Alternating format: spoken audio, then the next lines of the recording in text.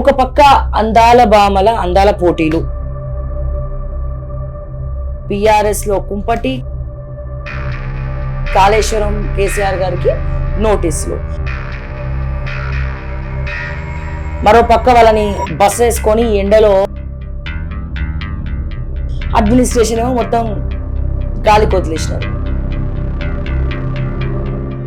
So దాని గురించి మీరు హుందా అంటే ఏందో దాని మీనింగ్ చెప్పాలి. ఫస్ట్ అవునా దొంగలు చూసినట్టు చూస్తుండ్రు, అవునా చూస్తే చెప్పులెక్క పెట్టడం చూస్తుండ్రు అనడం హుందాతనమైన పదాలు. రోజు తీసా బట్టరుడు తీసి కొడతా యూట్యూబర్ను అని చెప్పేది ఏమైనా హుందాతనం. తెలంగాణ ప్రజలు చెప్పి అవి దీని ప్రకారం మీరు నడుచుకోమంటే బాగుంటుంది.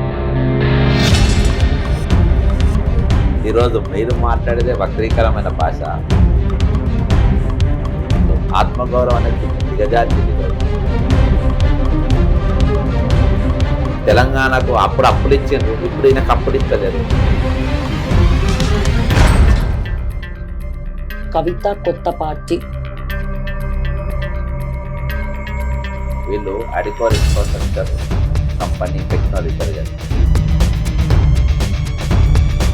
పాలనకు ఎవ్వరు కూడా వ్యతిరేకం కాదు.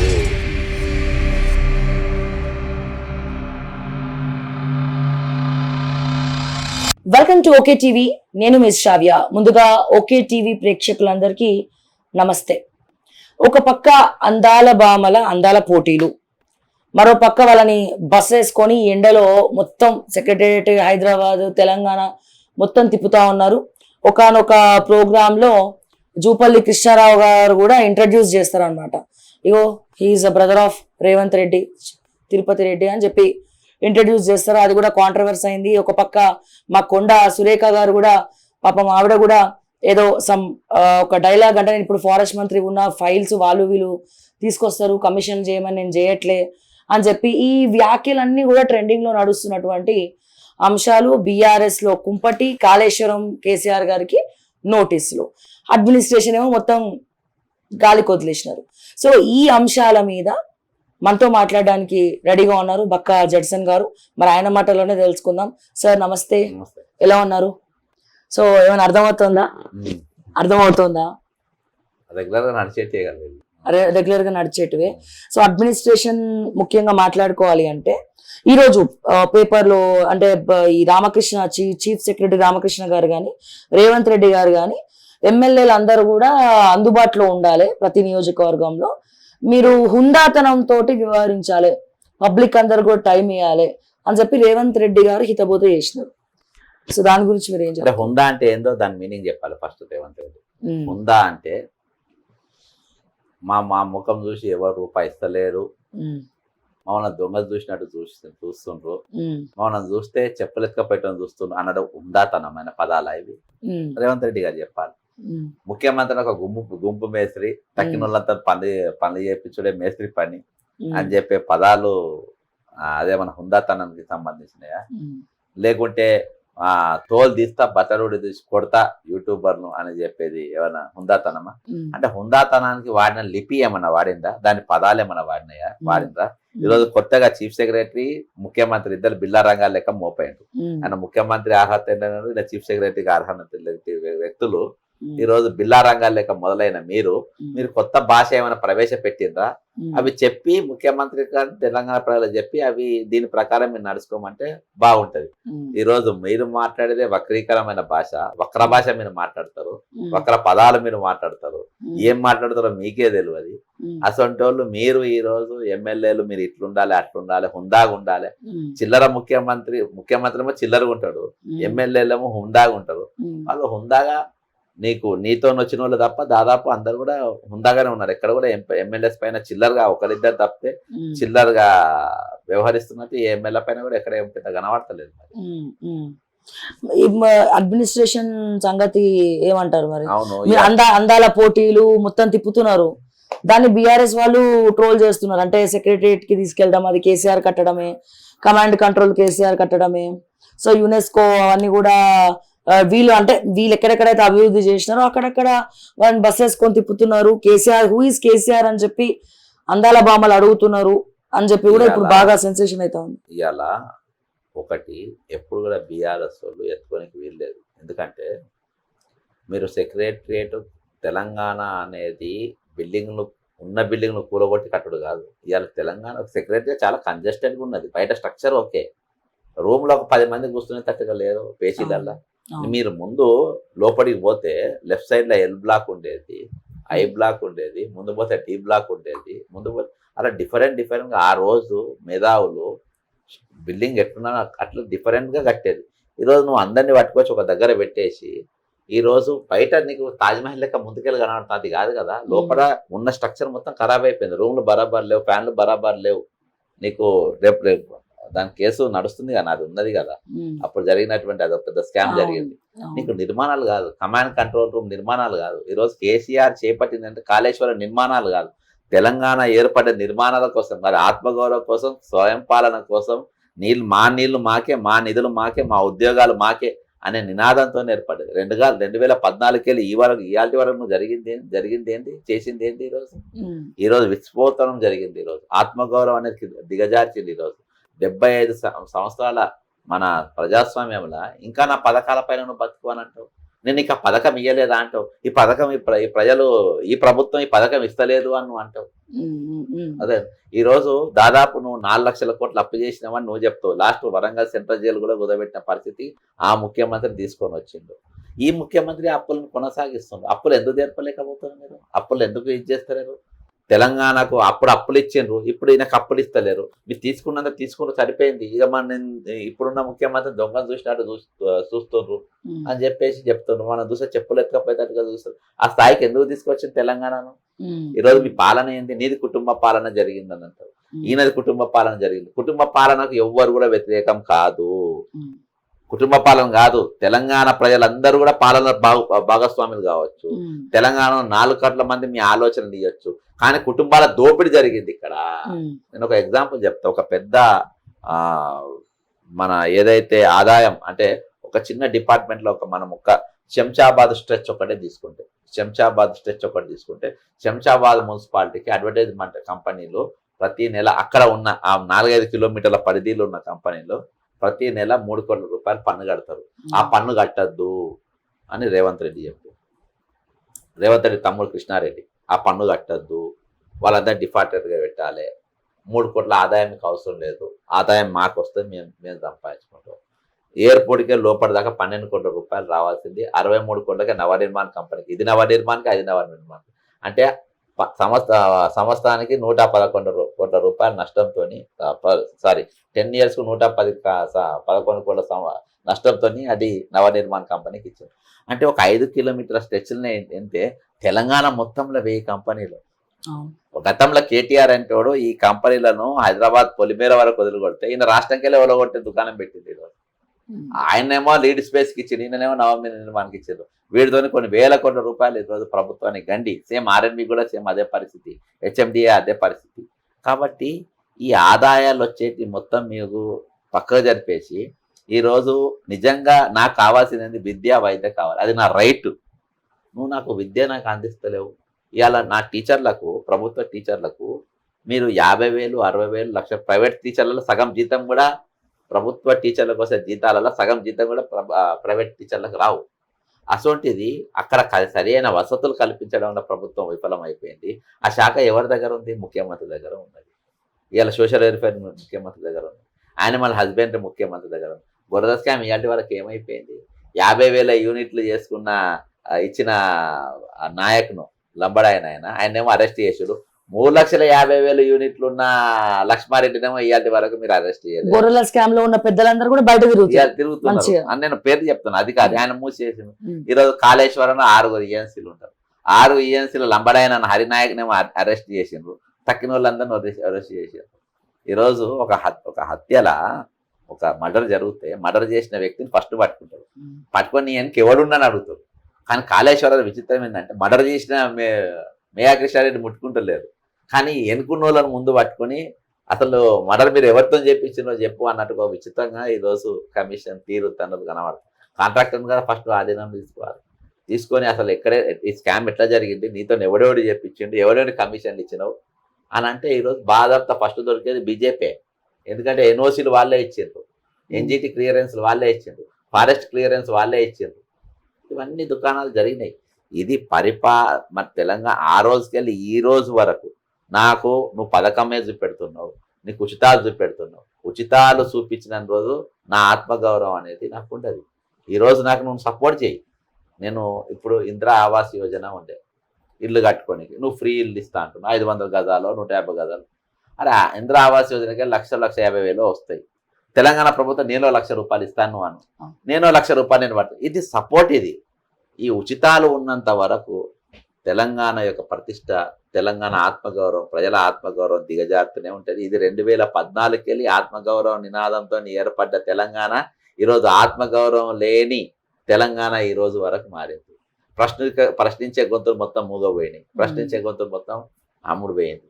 అందుకనే ఇప్పుడు ప్రశ్నించే గొంతులు ఏమైనా ఉన్నాయని తెరవాడుకుంటా మీరు ఎస్ఆర్ నగర్కి వెళ్ళి బయలుదేరితే ఆర్టీసీ రోజు హైలైట్ సార్.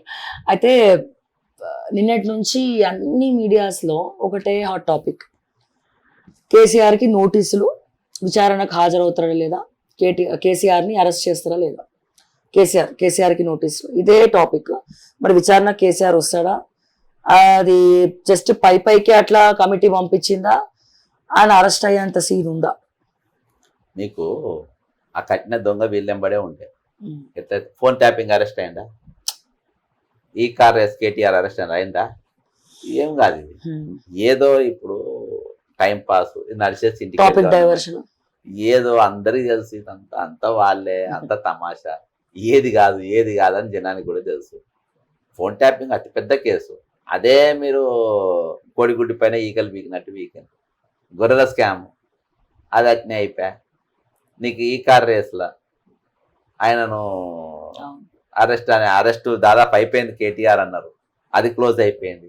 ఇక ఇది పట్టుకున్నారు కాళేశ్వరం, 6 నెలలు గడిచింది. ఒక పెద్ద ఫైలే ఇచ్చిన జస్టిస్ పినాకి గారికి. అలా ఎంతమంది అధికారులు పాల్గొన్నారు, ఏ అధికారులు పాల్గొన్నారు, ఎంతమంది ఈఎన్సీలు ఉన్నారు, ఎంతమంది వీళ్ళు ఉన్నారు, వాళ్ళ పెళ్లిళ్ళు ఎక్కడైనాయి, పెళ్లిళ్ళకి నీకు వాళ్ళకి ఫైట్లు ఎవరు అరేంజ్ చేసింది. ఎక్కువ శాతం మేఘా కృష్ణారెడ్డి విలన్గా కనబడ్డాడు. ఇవాళ వరకు మేఘా కృష్ణారెడ్డి ఎందుకు హాజరైతలేడు? మేఘా కృష్ణ ముట్టుకునే స్థాయిలో లేడు. ఇప్పుడు మేఘా కృష్ణారెడ్డికి బీజేపీ అండదండలు దట్టంగా ఉన్నాయి, ముట్టుకునే స్థాయిలో లేరు. ఆయన దరిదాపులో కూడా ఈ రోజు ప్రభుత్వం పోయే పరిస్థితి లేదు. లాస్ట్ లో ఆయనను తీసుకొచ్చుకొని ఈరోజు మీరు కోడంగల్ లిఫ్ట్ ఇరిగేషన్ వరకు మళ్ళా కాళేశ్వరం కట్టిన ఇది అంటే కాళేశ్వరం నిర్మాణం మీకు నచ్చినట్టే కదా, అది కట్టారంటే అంతే కదా, ఒప్పుకున్నట్టే కదా. కాళేశ్వరంకి ఇచ్చిన కమిషన్, ఈరోజు కాళేశ్వరం కమిషన్ తీసుకొని కాంగ్రెస్ నాయకులు ఎవరో పేర్లు చెప్పారు. రియల్ గా కాళేశ్వరం పైన నేను ఆ రోజు దామోదర నరసింహతో పనిచేసిన ఆయన ఎన్జిటిల కేసులు, సుప్రీంకోర్టుల కేసులు, సిద్ధార్థన్ ఎక్కడెక్కడికోలో, వేదుల వెంకటరమణ, రచనారెడ్డి ఎక్కడెక్కడికో లాయర్లను తీసుకొచ్చి మీటింగ్లు పెట్టి ఒక్క లీడర్ కూడా సపోర్ట్ చేయలే. ఎందుకు చేయలే? అందరు మేఘగంట దగ్గర పైసలు తిన్నారు, ఉప ఎన్నికల ఫండ్ ఆర్టీఐలు వేసుకొని తిన్నారు అన్ని. అందుకని ఇప్పుడు ఆర్టీఐలు కూడా వాళ్ళ మనసులో పెట్టుకున్నారు, ఎవరికేం ఇన్ఫర్మేషన్ ఇవ్వద్దు, విలువైన ఇన్ఫర్మేషన్ వస్తే మనం తీసుకొని మనమే దాన్ని నాకేయాలి, కానీ ఎవరికి ఇవ్వద్దు అని బద్దంగా ఈరోజు వాళ్ళ చెంచాగాళ్ళని తీసుకొచ్చుకొని ఆర్టీఐలో పెట్టుకునే పరిస్థితి. సరే, ఏదేమైనప్పటికీ కాళేశ్వరంలో మనం పీకబోయేది ఏం లేదు, జరగబోయేది ఏం లేదు. జనం కూడా దాని మీద ఏదో జరుగుతుందనే ఆలోచన మీరు పెట్టుకునే వద్దు. అది ఒక నీటి బుడగ లెక్కనే అది, ఆ నోటీసులు అంతే, దానికి మించి ఏం కాదు. ఓకే. అండ్ ఇప్పుడు ఇంకొక చర్చ ఏంటంటే, ముఖ్యమంత్రి కేసీఆర్ అవ్వబోతున్నాడు, కాంగ్రెస్ చర్చలు జరుపుతుంది కేసీఆర్ తో. కాంగ్రెస్ హైకమాండ్, ఇక్కడ వాళ్ళు కాదు, కాంగ్రెస్ హైకమాండ్. కాంగ్రెస్ గ్రాఫ్ పడిపోయింది కాబట్టి ఇప్పుడు కేసీఆర్ తోటి చేతులు కలిపి కేసీఆర్ ని ముఖ్యమంత్రి చేద్దాము అన్న టాక్ ఒకటి నడుస్తోంది. 2-3 చేశారు, నేను కూడా చేశాను దాన్ని. అదైతే నేను కొద్దిగా ఎంక్వైరీ చేస్తే అది కొంచెం కరెక్టే అని చెప్పి వార్తలు అట్లా వచ్చినాయి. మీరేమంటారు దాని గురించి? ఇది 2000% ఇది జరగని ముచ్చట, ఇది జరగది కానే కాదు. ఇప్పుడు కేసీఆర్ ముఖ్యమంత్రి చేస్తే గ్రాఫ్ ఏం మెరుగది, పడితే గ్రాఫ్ ఏం తగ్గది. ఈరోజు కేసీఆర్ ఇంట్లోనే 3-4 ముక్కలు, ఎలక్షన్ల వరకు 3-4 ముక్కలతోని వాళ్ళు ఎన్నికలకు పోతారు. కేసీఆర్ ఇంట్లోకి 2 చిహ్నాలు వెళ్ళొచ్చు, కారు సింబల్ వెళ్ళొచ్చు, నెక్స్ట్ ఇంకొక పువ్వుతో కూడా పోవచ్చు, అలా రకరకాలుగా వెళ్ళొచ్చు. ఈరోజు 68% ఏఐసిసి ఒక సర్వే చేయించింది, చాలా మంది తెలియదు. దాదాపు 68% రేవంత్ రెడ్డి మీద వ్యతిరేకత ఉన్నది. రేవంత్ రెడ్డి మీద వ్యతిరేకత ఉన్నది. కాంగ్రెస్ పార్టీ పైన 40% వ్యతిరేకత ఉంది. అంటే రేవంత్ రెడ్డి పైన 25% ఎక్కువ ఉన్నది. ఇంకా కాంగ్రెస్ పార్టీ మీద 40% వ్యతిరేకత ఉంది. ఇంకా 3.5 సంవత్సరాలు ఉన్నది. అదే ఉన్న దాంట్లో చాలా మంది ఉన్నారు. ఫస్ట్ ఏంటంటే రేవంత్ రెడ్డి దగ్గర 10 శాఖలు పెట్టు తప్పు. ఆయన అసమర్థుడు ముఖ్యమంత్రి, ఏదో మీకు ఇవ్వాల్సి వచ్చింది. ఈరోజు పెద్ద పెద్ద శాఖలన్నీ ఆయన దగ్గరనే పెట్టింది. ఇవాళ మున్సిపల్ ఆయన దగ్గరనే, సోషల్ వెల్ఫేర్ ఆయన దగ్గరనే ఉండే, ఎడ్యుకేషన్ ఆయన దగ్గరనే ఉండే, హోమ్ ఆయన దగ్గరనే ఉండే. ఇటువంటి అన్ని శాఖలు ఆయన దగ్గర పెట్టేందుకు దాన్ని భ్రష్టు పట్టిపోయింది. ఆయన దగ్గర అడ్వైజర్స్ వరస్టే. ఇప్పుడు ఒక్కడైనా అడ్వైజర్స్ ఇచ్చేటోళ్ళు ఉన్నారు అక్కడ. ఎవరు జైల్ మేట్లు, క్లాస్మేట్లు, బ్యాచ్మేట్లను తీసుకొచ్చుకొని ఈరోజు నువ్వు అడ్వైజర్ని పెట్టుకుంటే ఎవరు? ఒక చిన్నారెడ్డికి టికెట్ రాలే, ఆయన అసొంటోని. జీవన్ రెడ్డికి ఆయన అసొంటోని, జానారెడ్డి అసొంటోని. ఇసొంటోళ్ళని నువ్వు పెట్టుకుంటే మంచి అడ్వైజర్లు వస్తాయి. కానీ వీళ్ళు ఏం అడ్వైజర్లు ఇస్తారు నీకు? ఏం తీసుకుంటావు నువ్వు? నీకు పాలన రాదు, నీకు అనుభవం లేదు, నీకు కమిట్మెంట్ లేదు, నీకు సిన్సియారిటీ లేదు. ఈరోజు ఎక్కడ పోయినా దొంగ లెక్క చూసినా నువ్వే చెప్పుకుంటావు. కాదని మేము కూడా అనలేదాన్ని. అవును, దొంగను చూసినట్టే చూస్తారు అని అన్నాం. ఎందుకంటే నీ నీ నీ స్టైల్ అట్లుంది, నువ్వు తెచ్చుకునే విధానం అట్లుంది.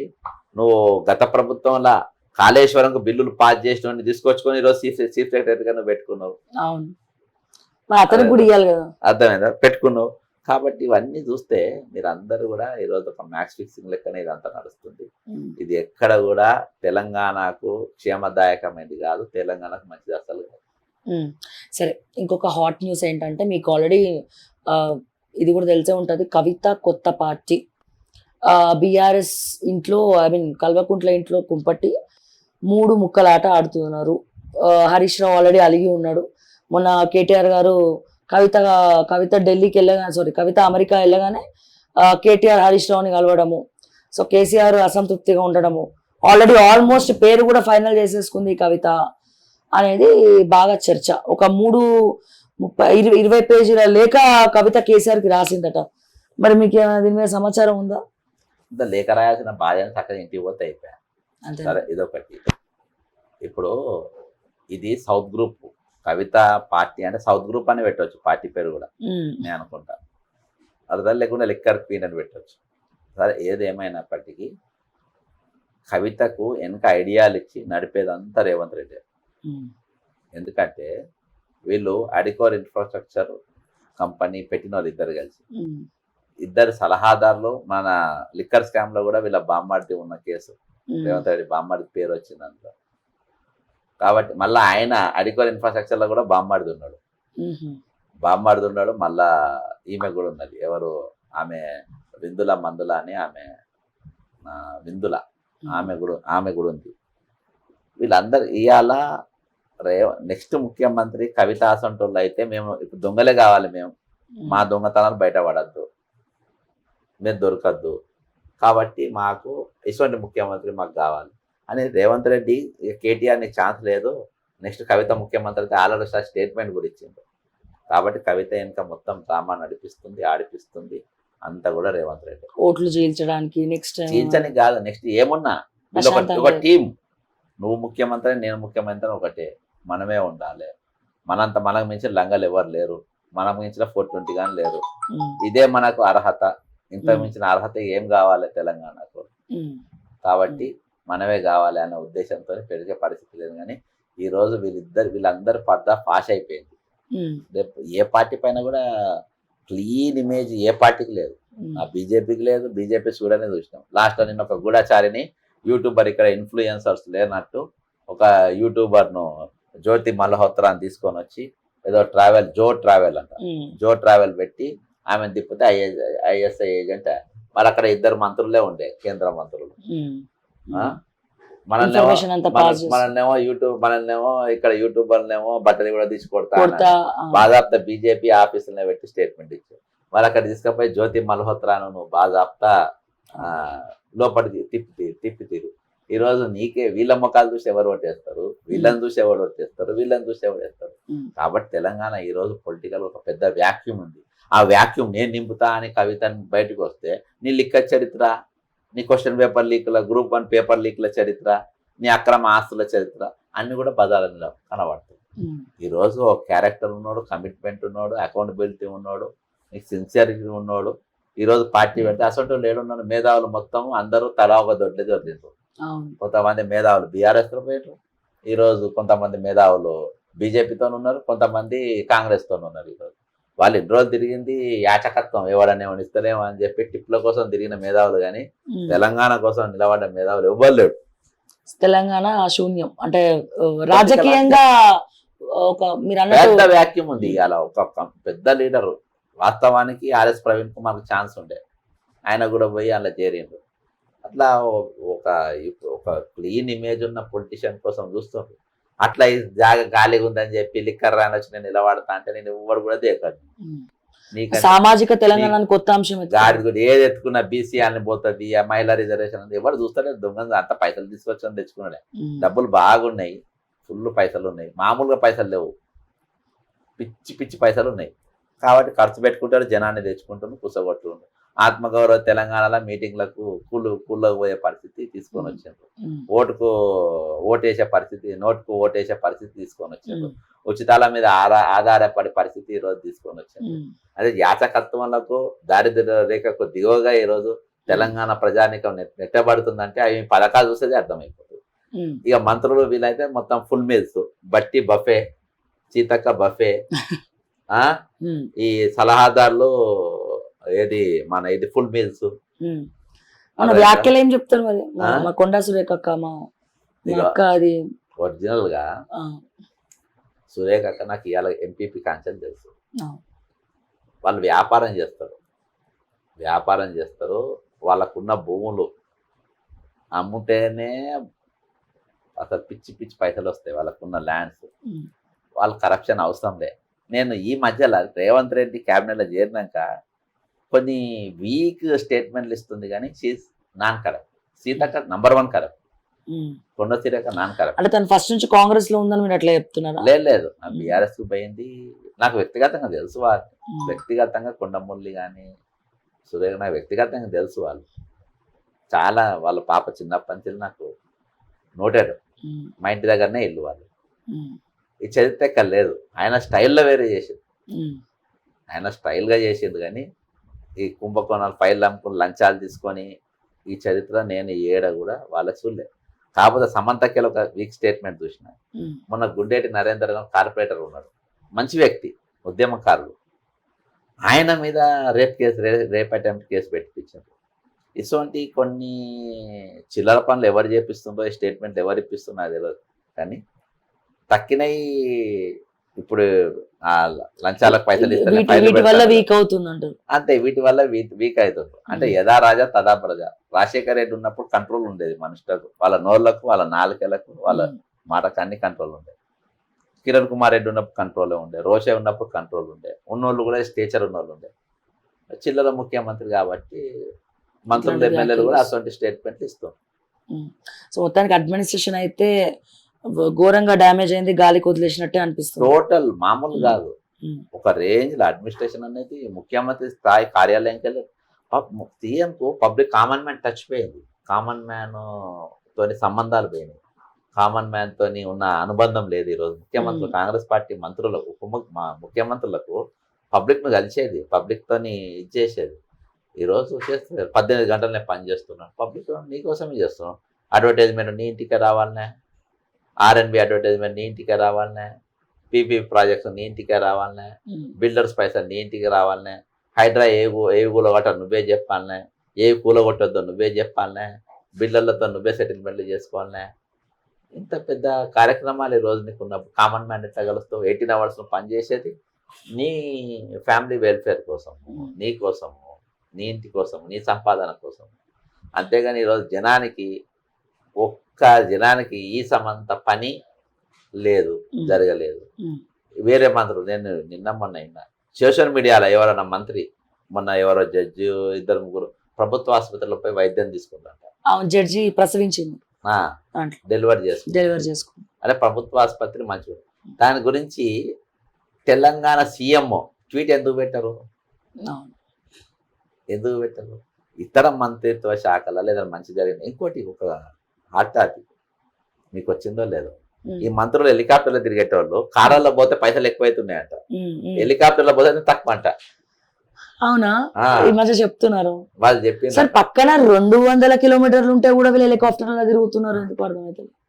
హెలికాప్టర్లో తిరుగుతా అని నేను చెప్తున్నా, ఎవరిని పట్టలేదు. అరే అసంటోడు దొంగ ముఖ్యమంత్రి అంటే ఆయన్నే అన్నాను, మనమేం అంటలేము.